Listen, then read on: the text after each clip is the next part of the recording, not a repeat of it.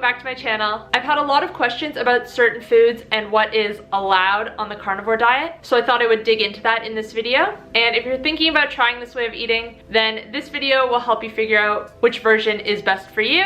I've been doing the carnivore diet for nearly 2 months now. I've been feeling really amazing. I transitioned from a ketogenic diet, and overall my energy has been about the same as it was before. The main benefits that I've experienced from carnivore are no bloating whatsoever and having my hunger cues and hormones really in check. I eat when I'm hungry, I stop when I'm full, I don't have the urge to snack ever, which used to be a really big problem for me. When I say energy is the same, but my sleep is even better than it was on keto. It wasn't bad, but I'm a pretty light sleeper. And since doing the carnivore diet, I just sleep like a rock and then I wake up no problem with tons of energy in the morning. If you're experiencing any issues with digestion, bloating, energy, issues with snacking, anything like that, then it might be worth giving the carnivore diet a shot. If this is your first time stopping by my channel, then welcome. My name's Kate. I'm a health coach and I post videos on a high-fat, low-carb way of eating. As I said before, I've also been doing the carnivore diet for nearly 2 months now. If you want to watch more videos about my experience and thoughts on it, then you can click the playlist up above. And if you want to see more videos, make sure to click that subscribe button. I'm also going to be going through what I currently eat in a day, and then at the end of the video, Max is actually back from Sydney. If you've watched any of my previous carnivore videos, you would have known that he was originally doing the diet with me and he did it for the first month. Then he had to go on a work trip, and since then he's been eating pretty horribly. So we'll catch up with him at the end of the video, see how he's doing since not eating carnivore anymore, see what his psoriasis looks like, which was showing major improvements from carnivore, spoiler alert, and see how he's gonna eat going forward.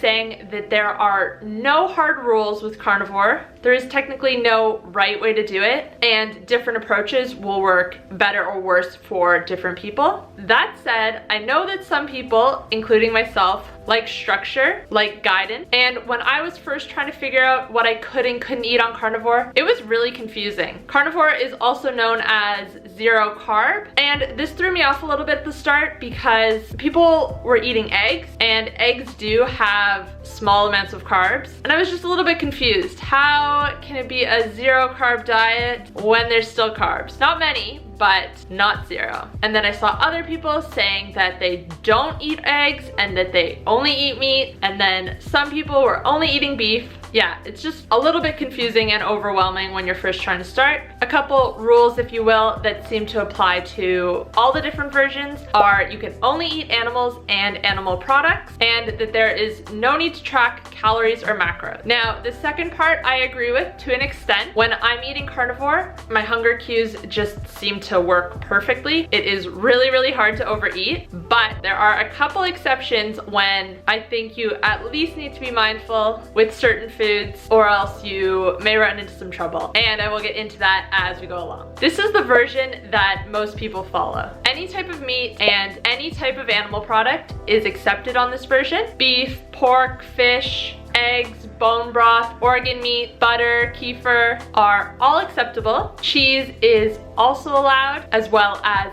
milk and yogurt. That is assuming that you can tolerate dairy, which a lot of people can't. If you are consuming dairy, it is recommended to have it raw. Spices are also accepted, as these don't really count as food, and salt and pepper as well. Anything that is plant-based must be avoided. So no vegetables, no fruits, no nuts, no seeds, no beans. What else is there? Just no plants whatsoever. Only animals and products that come from animals. This style works best for most people because although it is restrictive, it isn't too restrictive, and that's what turns a lot of people off. One thing to note is that if you are including cheese, that is one of those foods that is really easy to overindulge. So just make sure to be a little bit careful with that. Also, if you're wanting to give this a try, I would recommend including organ meat at least once every other week. The stance on organ meat varies, but I think it's pretty key to include at least a little bit. This version is beef only. Beef and water, technically. Some people do include salt as well, but mostly it is just beef. People with serious autoimmune issues really benefit from this style of carnivore. If you haven't heard of 𝗾𝙊𝗼𝙍 before, I highly suggest looking her up and looking into her story. I will link her website in the description box down below. If you aren't really sure if you have food intolerances or not, or what those food intolerances are, I recommend starting out with this style of carnivore. Only eat beef for maybe a week or so, and then slowly start to add eggs and dairy and other meats back in. This is pretty much what Max and I did for the first week, just to see how we would respond to dairy and eggs after cutting them out for a week, and we were both totally fine, so that was good. Now we're getting pretty serious. So raw carnivore means eating everything raw. This can be done just with raw meat, specifically raw red meat, or some people also include raw eggs, raw milk, other forms of raw dairy. It is said that eating the meat raw will help you get the most nutrition out of it. It is also the easiest to digest. I would approach this version with caution. I personally haven't tried this. I am too chicken, but if you're thinking about doing it, do a lot of research. I will link some other resources in the description box down below if you're thinking about it. This is the closest to how I am currently eating. Keto-Carnivore is about 90%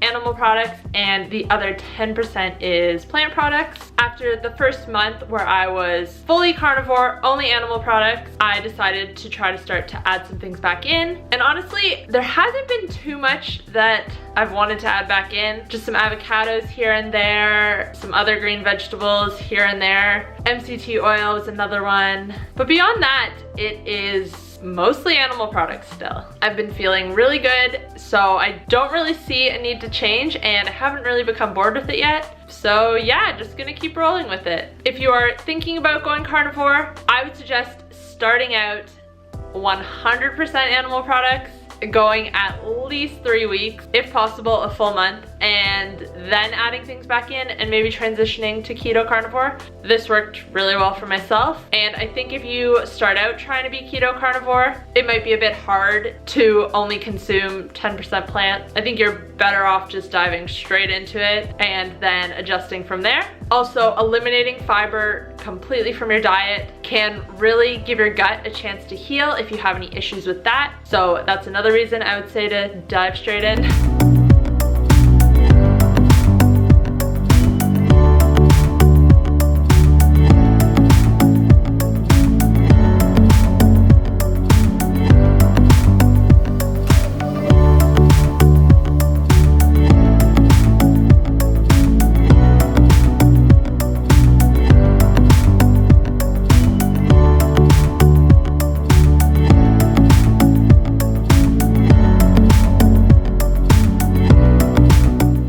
Hey Max, welcome back. Hello internet, how you going? So, how have you been feeling since stopping carnivore?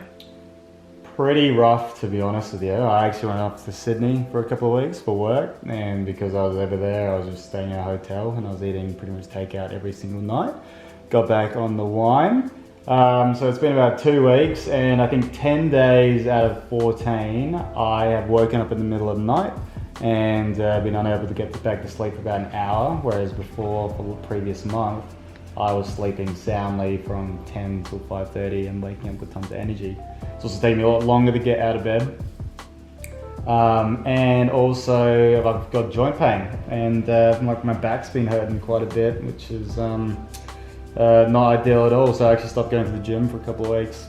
And the other thing is I got lots of little pimples breaking out all over my nose and underneath my eyes just here. Yeah. So now that I'm back in Adelaide, I have gone straight back to keto because I've been feeling gross. And today I've been feeling much better actually. It's been like 2 days into the keto. And I had slept for a night's sleep last night, first time, more solidly. in a couple of weeks. And your psoriasis? Oh. Yeah, let's have a look. Let's see. Yeah, so if you see, remember the picture was pretty much almost gone. You can see it's starting to come back. Yeah, you can see it's a bit more red than it was. Still looks way better than at the start before we went. Yeah, well that was, Carnivore. I've had that for my entire life. So the fact that it went away almost completely in a month, it's been 2 weeks and it's already started to return slightly, so. Yeah, so mostly keto, still lots of animal products, but more vegetables and stuff still. Veggies, so tasty, oh my god, green beans, broccoli.